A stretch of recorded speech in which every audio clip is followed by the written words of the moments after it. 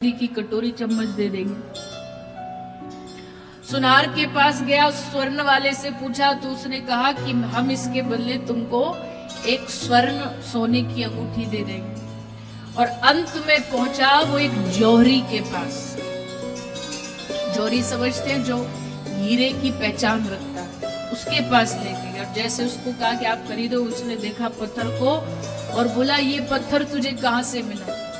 बोले मिला छोड़िए, आप कीमत बताइए। बोले इसकी कीमत में पूरी दुकान भी अपनी बेच दूं, सारे हीरे भी तुझे दे दूं, तो भी मैं इसकी कीमत नहीं चुका सकती। इतना कीमती हीरा है ये, इतना कीमती पत्थर। तो बोला लाइए दीजिए वापस, बेचना नहीं है, बस मूल्य जानना। सोई पत्थर लेके महात्मा जी के पास वापस। लो महाराज, और हमारे कुछ बुद्धि में समझ नहीं आया, ये पत्थर हम जिसके पास भी लेके गए तो सबने इसका अलग अलग मूल्य लगाया। फल वाले ने 1 किलो फल का मूल्य लगाया, सब्जी वाले ने सब्जी का मूल्य, कपड़ा बर्तन वाले ने कपड़े का मूल्य, चांदी वाले ने चांदी। पर एक सुनार, एक जौहरी के पास गए तो होते से देखता ही रह गया महाराज। तो संत ने मुस्कुराते हुए कहा कि बेटा यही तेरे प्रश्न का उत्तर है। मनुष्य जीवन एक कीमती हीरा है, पर फर्क इतना पड़ता है कि सामने वाले में कितना ज्ञान है, वो कितना समझ पाता है। कोई इस मनुष्य जीवन को केवल चंद खाने पीने में, जैसे वो 1 किलो फलों में व्यतीत कर रहा था, ऐसे खाने पीने में बिता देता है। कोई इसकी कीमत बस चांदी सोना लगा के रह जाता है। पर जो बिरला कोई होता है वो समझ जाता है कि मनुष्य जन्म से कीमती और दूसरा कोई नहीं हो सकता। मानव जन्म सबसे कीमती है संसार में। मानव जन्म नहीं तो लेट समझ आई आपको। चलो आई तो। मानव जीवन से कीमती कुछ नहीं हो सकता। आज देखो कथा सुन रहे हैं आप, मेरे ऊपर भगवान की कृपा है कि मैं बोल पा रही हूँ, हाथ बढ़िया हैं, चल रहे हैं, 2 पांव पे खड़े हैं, जब मन करे भोजन कर सकते हैं।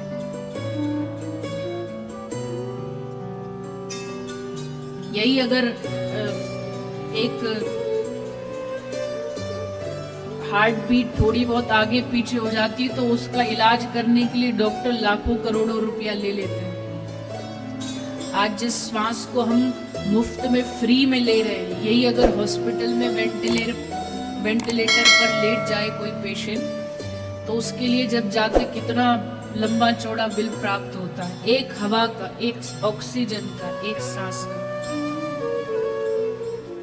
कभी कभी ऐसे ही बिना काम के, कभी शांति से बैठ करके, लोग कहते हैं ना खुशी कहाँ है, आनंद कहाँ है, कभी शांति से बैठ करके जो मिला है, जो वायु आपको मिली, इसको कभी आनंद से लेके देखना। एक तो रूटीन है, चल रहा है, पता ही नहीं कब सांस आई, कब निकली, कब लिया, कब बाहर आया। कभी शांति से इसको एहसास करके, इसको महसूस करके लेके देखना, तो इसकी कीमत समझ आएगी, इसका आनंद समझ आएगा।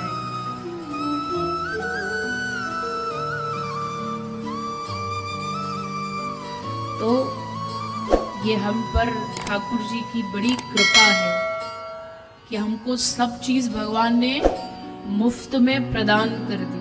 किसी चीज का हमसे भगवान ने पैसा नहीं दिया। बताइए लिया, भले आज देशों की जो सरकार होती है, जो गवर्नमेंट होती है, वो हमसे टैक्स लेती है, बिजली का, पानी का, इसका उसका, पर ठाकुर जी ने कभी क्या हमसे कोई टैक्स मांगा? भगवान ने कभी कोई टैक्स हमसे नहीं मांगा। सब चीज मुफ्त। भगवान ने तो जमीन बना दी, उसके बाद टुकड़ा कर करके उसको बेचने का काम तो हम जैसे लोगों ने किया, कोई भगवान ने थोड़ी किया। भगवान ने तो पानी दे दिया, अब उसको बोतल में बंद कर करके बेचने का काम तो हमने किया। भगवान का उससे क्या लेना देना? इसलिए कहते भगवान से बड़ा हितकारी आपका और हमारा दुनिया में कोई हो नहीं सकता। भले कोई कितना भी कहता हो हम आपके सबसे बड़े हितकारी हैं, बाकी भगवान से बड़ा हितकारी, हमारा हित सोचने वाला इस संसार में कोई नहीं।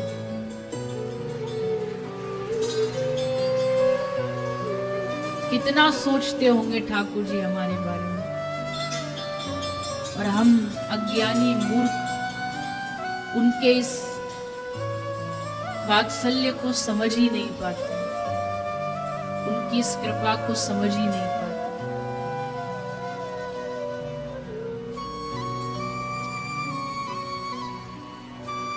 मांगने वाले खाली न लौटे, मिली जो खैरात वो बात न पूछो, उनकी कृपा तो उनकी कृपा है, उनकी कृपा की बात न पूछो। उनकी कृपा की क्या हम वर्णन करेंगे, क्या कहेंगे उनकी कृपा के बारे में। बस कभी कभी मैं हमेशा तो नहीं कहती, पर कभी कभी अगर थोड़ा बहुत दिल कहे उठे तो कभी शांति से बैठ के भगवान की कृपा का एहसास करना चाहिए, महसूस करना चाहिए। बड़ा आनंद आएगा आपको, बड़ा अच्छा लगेगा।